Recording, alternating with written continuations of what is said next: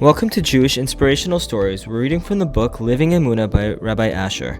Need money? No problem. A person with bitachon does not worry about money. The Chovos HaLevavos writes that if one trusts in Hashem to provide his parnasa, then his livelihood is guaranteed.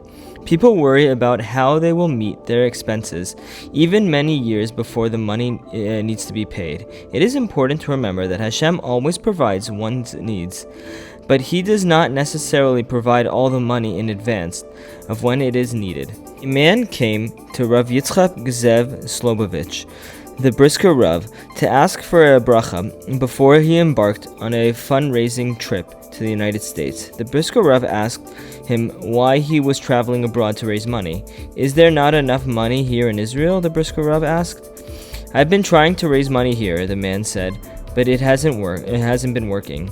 "When is the money due?" the rabbi asked. "In 3 weeks," the man replied. 3 weeks? You're worried now about a payment due in 3 weeks? The money for my yeshiva usually comes in only the day before it is due.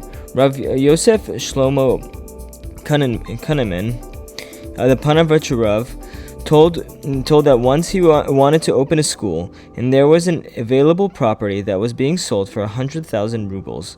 The Panovich Rav did not have anywhere near this amount, but the owner of the property desperately needed cash, so he made the rabbi an offer, and he would sell the property for just 50,000 rubles.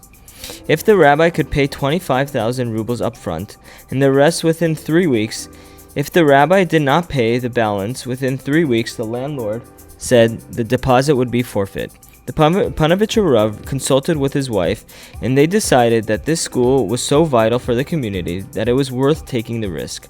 They paid the man 25,000 rubles, and they had received from their parents to help them with their expenses, and they assumed that once the word got out about the new school, the donations would be forthcoming.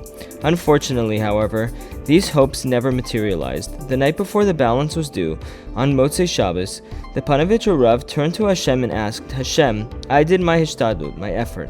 I leave the rest in your hands."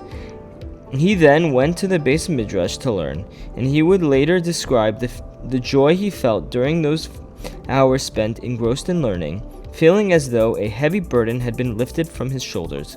He returned home from the Beis Midrash at 2 a.m.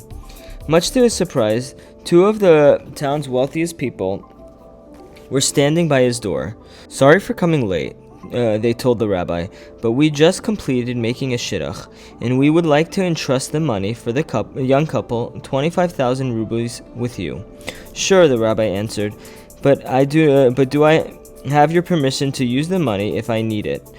I will then pay it back within 6 months of receiving notice." The men agreed, and the next day the rabbi brought the money to the landlord to complete the purchase of the property. When he returned home, he was told that the shidduch between the 2 wealthy families had been broken. Over the next several months, he raised the 25,000 rubles he needed to repay the money. We have to place our trust in Hashem and realize that He is capable of providing, often in ways that we would never expect or even imagine. Thanks, and we'll continue tomorrow.